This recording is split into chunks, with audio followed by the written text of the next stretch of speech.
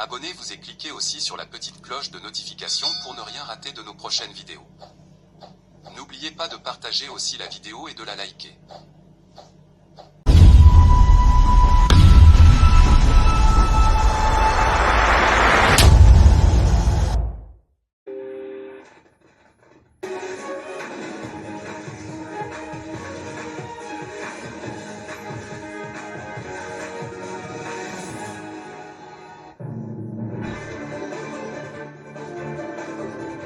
Heureux de vous retrouver, mesdames, messieurs, bienvenue au journal de Digital Congo. À la une de l'actualité, les Congolais ont célébré avec zèle intense la qualification des Léopards à la Coupe du Monde 2026. Après leur victoire face à la Jamaïque, des hommes, femmes et jeunes sont descendus dans les rues pour exprimer leur allégresse, brandissant des drapeaux et chantant à la gloire de l'équipe nationale.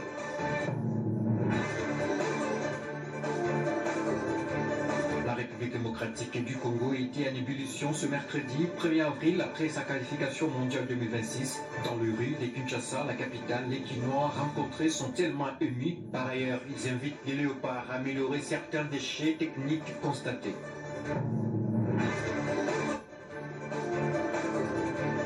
Après les hommages officiels au palais du peuple, Catherine Zouzi Wambombo a été inhumée ce mercredi 1er avril à la nécropole entre ciel et terre, dans la commune d'Elancélé. Une messe de suffrage à la cathédrale Notre-Dame du Congo a précédé cette cérémonie marquée par le recueillement et la reconnaissance nationale. Très heureux de vous retrouver. Commençons par cette belle nouvelle. Les Congolais ont célébré avec zèle intense la qualification de Léopard à la Coupe du Monde 2026 face à la Jamaïque. Des hommes, femmes et jeunes sont descendus dans les rues pour exprimer leur allégresse, brandissant des drapeaux et chantant gloire à l'équipe nationale. Inconstant de Fiston Lissemani. Rien que le décor présageait déjà le beau temps et l'ambiance à venir à quelques heures du début de cette rencontre historique entre la RDC et la Jamaïque. Les rues de Kinshasa, dans une effervescence sans précédent, des hommes, femmes et jeunes, la plupart vêtus en maillot de l'équipe nationale congolaise, d'autres torse nus, dans une effervescence à couper le souffle, ces habitants de la commune de Bandalungwa, appelés affectueusement Paris par les Quinois, ceux de Kassavubu, passant par Ngiringiri, Kalamu, Ngalima, à Delvaux, jusqu'à Ndjili, avouent déjà le moral au zénith. Les amoureux du ballon rond sont très convaincus que le léopard de la RDC devrait écraser sans doute l'équipe jamaïcaine. Je souhaite une victoire pour la RDC. Nous allons gagner 2 ou 3 buts. Moi, j'espère que vous La Jamaïque s'y sent en difficulté et ne s'est pas marquée. Nous avons besoin seulement d'un but pour la qualification. L'unique but du joueur congolais Axel Tonzebe à la première partie de la prolongation a qualifié les Léopards à la Coupe du Monde 2026. Un moment sensationnel qui a stimulé l'adrénaline congolaise. Sous une pluie battante, des drapeaux sont brandis avec chant de gloire. À Bandal-Molar, précisément sous la grande avenue Mama Colonel, les Quinois unis célèbrent avec émotion et jouent cette victoire.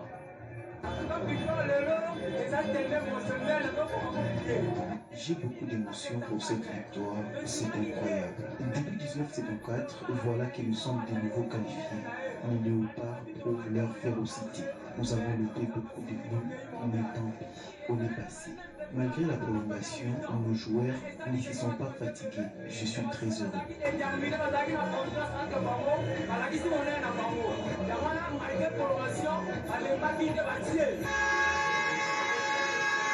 Les Congolais n'ont pas pu cacher leur satisfaction depuis le 31 mars dans la soirée, jusque dans la matinée du 1er avril 2026. La RDC y rappelle bien la Coupe du Monde pour la deuxième fois de son histoire. Kinshasa est en ébullition pour ce moment historique inédit. Rappelons que cette qualification de la RDC à la Coupe du Monde intervient après 52 ans. Le pays a participé pour la dernière fois en 1974. La RDC est en ébullition ce mercredi 1er avril après sa qualification mondiale 2026 dans le riz de Kinshasa, la capitale. Les Quinois rencontrés sont tellement émis de joie. Par ailleurs, ils invitent les Léopards à améliorer certains déchets techniques. Tchik Sambi et Gabriel Moussidi. La prestation à Léopard pour le match à l'OPI, vraiment, et puis ça, il a essayé. Je me suis réjoui de la prestation des Léopards. Cette qualification a été méritée. L'entrée des Twanzébé sur les terrains n'était pas en vain. Je leur demande de rester tous unis. Bon, là, on a vu Senga, ça va jouer où il va mériter. Alors, Marc Lamabloc, l'entraîneur, ouais, match vraiment peut-être très bien. C'était une très bonne rencontre, malgré quelques difficultés au début. Nos joueurs étaient tellement déterminés jusqu'à mouiller le maillot pour la qualification. Je leur encourage de travailler dur et surtout une amélioration au niveau de l'attaque. On se met là-bas le par la mission. En tout cas, pas ça la soit effort, pas Matissa. La coach la mission, à Matissa effort pour la valeur par la mission. Et il faut travailler dur. Mais on va voir, on est bien dans le sens que. Les joueurs ont bien presté, sauf qu'au début, les classements n'étaient pas bons. Les milieux du terrain a accusé beaucoup de faiblesses. Je demande à l'entraîneur de veiller sur ces changements.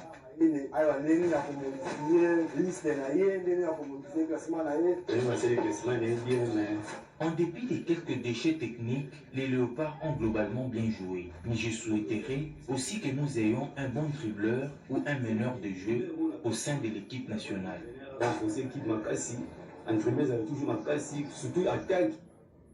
Et cette première illustration du gouverneur d'Illualaba, plus de 50 ans après, les Léopards ramènent au Congo les rêves d'une nation entière.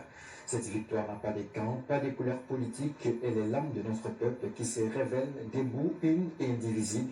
J'adresse ma profonde gratitude au président Félix Tshisekedi, dont l'engagement sans relâche a porté nos athlètes jusque-là. En tant que gouverneur, je partage cette joie avec chaque famille d'Illualaba, chaque mère, chaque jeune, chaque supporter. Aujourd'hui, le seul maillot qui compte est celui de la République démocratique du Congo. À Ituri, la victoire des Léopards n'a pas seulement été célébrée comme un exploit sportif, mais comme un moment d'unité rare. Et au cœur de cette joie, Axel Twazembe, fils de la province, devenu héros d'un soir en offrant à la République démocratique du Congo son billet pour la Coupe du Monde 2026. Face à cette vague d'enthousiasme, le gouverneur de l'Ituri, Luboya Kachama, n'a pas caché son émotion, mais très vite son message a dépassé le cadre du football. Il a marqué le but victorieux à notre tour, offrons-lui la paix. Un rappel direct, presque intime, lancé à toute une province. Il répondit à la question de vérité. Johnson, notre correspondant. Toute la nuit, moi j'ai fêté avec la population, malheureusement vous n'étiez pas là, c'est passé. On ne fait pas de fou. Nous avions déjà, dès le début, nous avions déjà proclamé que l'Ituri, sa population, elle est unique. Unique. Et voilà aujourd'hui, c'est notre fils qui vient de nous ouvrir 52 ans après. Un fils iturien. Est-ce qu'on ne peut pas être content avec ça? Offrons à Axel Twanzebe la paix. Disons-lui que Axel, tu as marqué le but. Nous aussi, nous allons marquer un deuxième but. C'est la réconciliation, le pardon. Est-ce que vous pouvez vous dire, parce que tout le monde maintenant va commencer, tout le monde maintenant, au monde, va commencer à se poser la question, mais qui est Axel Twanzebe? Alors quand on va dire non, c'est un Iturien, les gens vont dire, il y a un Iturien, mais là-bas, il y a... Mais non. Aujourd'hui, les Ituriens donnent un autre exemple. Aujourd'hui, les Ituriens donnent un autre message. Donc, accompagnons notre fils. Ne lui foutons pas la honte. Ne lui foutons pas la honte de grâce. Et suite à la qualification de la République démocratique du Congo à la Coupe du Monde 2026, la journée du mercredi 1er avril a été déclarée chômée et payée par le ministère de l'Emploi et du Travail. C'est 1er avril, comme chaque année, le blague du poisson d'avril sont au rendez-vous, une tradition bien ancrée dans les habitudes, mais qui suscite aussi des réactions partagées, notamment dans le milieu religieux, entre humour et exigence de la foi. Où se situe la limite? Claver Moussangilai, pasteur visionnaire de l'église Les Eaux d'Irepo, en parle dans ce reportage signé Joseph Ngoma et Tchichitsi. Une délégation du Programme alimentaire mondial PAM, conduite par Mathieu Olingoff, assistant directeur exécutif au niveau mondial, et à Bunia depuis le 31 mars 2026, une visite qui s'inscrit dans un contexte marqué par une crise humanitaire persistante dans la province de l'Ituri. À peine arrivée dans le chef-lieu de la province, la délégation a été reçue par le gouverneur, le lieutenant-général Boya Kachama. Au cœur des échanges, la situation sécuritaire, le besoin humanitaire et le moyen de renforcer l'assistance en faveur de la population affectée. Face à la presse, Mathieu Olingov a clarifié l'objectif de cette mission. Suivez. I'm here to visit Ituri to see what has happened over the last few years, how it has changed. Je suis ici pour voir ce qui se passe en Ituri. Je suis ici aussi pour voir comment on peut assister différemment les populations au travers des programmes de solutions durables et comment on peut assister notamment les réfugiés et les déplacés. Donc, clairement, oui, on peut dire que la situation humanitaire, la situation sécuritaire a un impact sur notre accès à assister les personnes. Donc, il est très important qu'on puisse avoir une collaboration renforcée avec les autorités pour faciliter notre accès et atteindre des bénéficiaires. Program can support the authorities in that objective. À Uvira, l'inquiétude grandit, face à la recrudescence des cas d'assassinats ciblant notamment les femmes. En l'espace d'une seule semaine, au moins 3 femmes ont été tuées par balle, dont 2 en seulement 24 heures. Une situation alarmante qui suscite indignation et appel urgent à la protection des civils. L'Organisation de défense des droits des femmes, Union des femmes des médias pour la paix, hausse les temps. Sa coordonnatrice, Joséphine Mungoubi, dénonce cette vague de violence et appelle les autorités à agir sans délai. C'est vrai que nous avons aussi appris avec amertume ces assassinats ciblés et qui ciblent en particulièrement, donc ça touche beaucoup plus les femmes. Pendant une semaine, on enregistre 4 cas de tueries dans la ville territoire de Uvira et que parmi ces 4, il y a 3 femmes qui ont été assassinées. Donc c'est une situation qui me touche davantage. Et surtout que nous sommes au cours du mois de la femme et moi qui est dédié à la défense des droits de femmes, on se dit mais pourquoi la femme mérite tout ceci?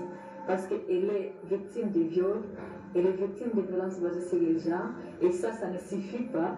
Il faut qu'elle soit encore la cible des assassinats. Pour nous, vraiment, nous sommes rongés par la situation. Nous n'avons pas à faire à part aller vers les autorités, parce que c'est une responsabilité qui revient aux autorités.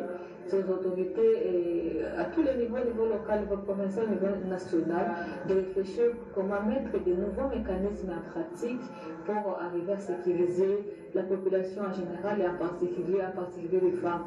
Nous, on a analysé, on se dit que peut-être cette situation est liée à la présence de plusieurs armes non contrôlées dans la zone. Il y a des armes par-ci et là. C'est ce qui serait à la base de ces assassinats ciblés. Et nous ne pouvons qu'appeler les autorités à réfléchir comment prendre encore de nouveaux mécanismes, de nouvelles stratégies pour s'assurer que tout Congolais, tout Uvira est sécurisé avec ce bien, malgré la situation que nous sommes en train de traverser. Toutefois, nous appelons la population de collaborer avec les autorités, parce que la sécurité ne peut pas être assurée si seulement si la population n'est pas en connivence avec les autorités.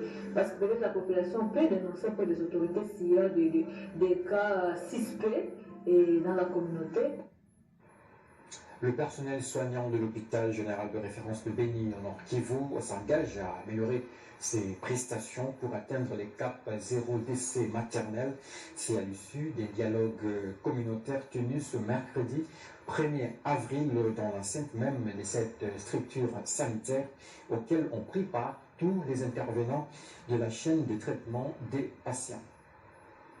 De janvier jusqu'à... Les statistiques présentées lors de cette séance démontrent que 23 zones de santé des 34 que compte le Nord Kivu ont déjà enregistré au moins un cas de décès maternel au cours du premier trimestre de l'an 2026. La zone de santé de Beni est en tête avec 7 cas notifiés. Ces décès maternels sont liés à des erreurs d'origine diverses. D'une manière involontaire.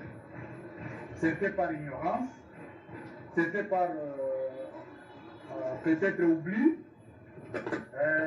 mais aussi une petite minorité, c'était par manque de compétences. Eu égard à ce qui précède, les prestataires se sont engagés à améliorer davantage leurs prestations pour les prochaines interventions en vue d'atteindre 0 décès maternel. À la zone de santé du pays, nous nous engageons solennellement ce jour 1er avril 2026 à améliorer nos prestations en faveur de notre population dans l'objectif de réduire sensiblement les taux de décès maternels. Le cas des femmes enceintes qui viennent au sang parfois en retard a été aussi évoqué comme cause à la base des décès maternels. Cette femme en pleine consultation prénatale a reconnu le fait. On nous conseille de débuter avant le temps, mais faute des moyens, il y a des fois où on commence même à 7 mois parce qu'on a manqué les $5 de CPN. Il est bon de commencer avant, mais plusieurs accusent les moyens. Notons que dans la globalité, le Nord Kivu a enregistré 47 décès maternels de janvier à mars 2026. C'est ainsi que la communauté et le personnel soignant ont été appelés à jouer chacun son rôle pour améliorer la situation. Après les hommages officiels au Palais du Peuple, Catherine Zouambombo a été inhumée ce mercredi 1er avril à la nécropole entre ciel et terre, à la commune de Lancélé. Une messe de suffrage à la cathédrale Notre-Dame du Congo a précédé cette cérémonie marquée par les recueillements et la reconnaissance nationale. Yvan Amouri, Josué Mazor. Après les derniers hommages de la nation rendus le 31 mars au Palais du Peuple, la dépouille mortelle de Catherine Nzunzi-Wambombo a été acheminée ce mercredi 1er avril à la cathédrale Notre-Dame du Congo pour une messe de suffrage avant son inhumation. L'assistance a eu droit à des moments de recueillement et témoignages pour saluer la mémoire de celle qui fut l'une des premières femmes à accéder à des hautes fonctions de l'État, notamment sous l'ère Mobutu. Et juste après cette célébration eucharistique, Catherine Nzunzi-Wambombo a été portée en terre au cimetière nécropole entre ciel et terre dans la commune de la Célé. Il faudra souligner que 24 heures avant, elle a reçu les derniers hommages du pays au Palais du Peuple à travers plusieurs institutions représentées, en l'occurrence le président de la République. Les Congolais se souviennent d'une femme brave et modèle qui a rendu de loyaux services à la RDC sur le plan politique. C'est une pionnière, une grande femme politique et qui a mené des actions dans l'intérêt de son pays, l'intérêt des femmes également. C'était une patriote, une femme qui aimait son pays et qui s'est battue pour son pays. Je pense qu'il faut retenir la bravoure au père qu'elle a servi toute sa vie. Et aujourd'hui, on clôture le mois de la femme avec un bel exemple de bravoure, que le Seigneur ait son âme. Elle a été récompensée. Elle fut ministre des Affaires humanitaires. Elle fut gouverneur de la ville de Kinshasa. Elle fut gouverneur du Congo central. Donc elle occupait de grands postes ici en République démocratique du Congo. Elle a laissé une histoire dont nous ne pouvons pas oublier Maman Nzunzi-Wambombo. Décédée le 18 mars et à l'âge de 82 ans, cette figure emblématique de la politique congolaise laisse derrière elle un héritage marquant. Ancienne ministre des Affaires sociales et ex-gouverneur de Kinshasa, Catherine Nzunzi-Wambombo s'est imposée très tôt comme une pionnière. Née en 1944 dans le Sankuru, elle devient en 1972, à seulement 28 ans, la première femme gouverneure du Bas-Zaïre, actuel Congo central. Elle s'illustre également comme candidate à l'élection présidentielle de 2006, affirmant son engagement constant pour la participation des femmes à la vie publique. Et de l'autre côté du Maïndombe, la tradition parlementaire a été respectée en l'Assemblée provinciale du Maïndombe où le vice-président de cet organe délibérant a procédé lundi 30 mars à l'ouverture de la session ordinaire de mars 2026 devant plusieurs dignitaires dont le vice-gouverneur de la province du Maïndombe, Trésor Fomo Ngoke. David Bissaka Kazeza a salué les efforts déployés par le gouvernement central via le ministre délégué aux anciens combattants pour la stabilisation de paix dans le territoire des Ouamountes victimes des atrocités de la milice. La séance est ouverte. Les députés provinciaux de la province du Maïndombe ont repris officiellement le chemin de l'hémicycle de l'Assemblée provinciale après avoir passé une période de 3 mois de vacances parlementaires. Pour ne pas déroger à la règle, le vice-président de cette première institution politique provinciale a procédé lundi à l'ouverture solennelle de cette session ordinaire de mars 2026 consacrée au contrôle parlementaire. Prenant la parole devant plusieurs invités de marque, la deuxième personnalité de l'organe délibérant du Maïndombe a salué les efforts déployés par le gouvernement central via le ministre délégué aux anciens combattants et les Intamboué pour la stabilisation de la paix dans les territoires de Kwamut, victimes des actes criminels des assaillants de la milice Mobondo. Comme des aspects sécuritaires, je salue les efforts menés par le gouvernement central à travers le ministre délégué aux anciens combattants pour l'éradication du phénomène Mobondo. Nous aurions voulu, au nom de la collaboration, que nos institutions provinciales y soient aussi associées. Pour sa part, le rapporteur de l'Assemblée provinciale du Maïndombe a promis des sanctions pénales contre tous ceux qui ne respectent pas la loi numérique en pratiquant la cybercriminalité. C'est le moment de sanctionner. Parce qu'il n'y a plus de respect dans ce monde des réseaux sociaux. Il n'y a plus la différence entre les autorités et la population elle-même. Maintenant, il y a des voyous qui profitent à ingénier les autorités. Depuis la haute hiérarchie, il y a des DG. Ici est de préciser que l'Assemblée provinciale du Maïndombe, soutenant les actions du président de la République et chef de l'État, Félix-Antoine Tshisekedi Tshilombo, s'est dit prête pour le changement et ou révision de la Constitution pour l'intérêt supérieur des Congolaises et Congolais. Et dans l'actualité internationale, Bujumbura a été secoué mardi dans la soirée, un dépôt de munitions qui a fait plus de 10 morts et une centaine de blessés, provoquant ici une vive panique parmi les habitants de la capitale économique de Bujumbura. Trésor Moudia.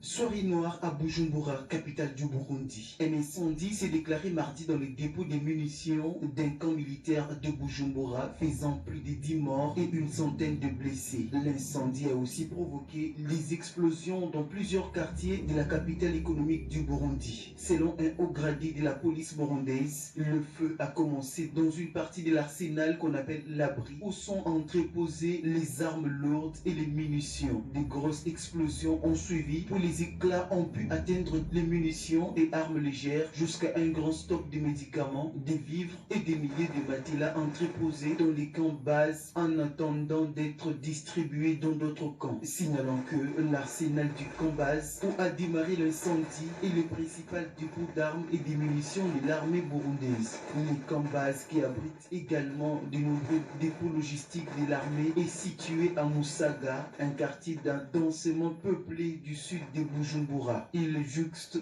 l'Institut supérieur des cadres militaires où sont formés et hébergés les aspirants officiers de l'armée et situé non loin d'un autre camp militaire et de la prison centrale de Mpimba. Pour le même haut gradé militaire, le feu a continué jusque dans la matinée de ce mercredi, notamment dans les hangars et baraquements. Et une petite rectification, Bujumbura est la capitale économique du Burundi. C'est tout pour ce journal, mesdames et messieurs. Restez branchés sur Digital Congo, la télévision numérique.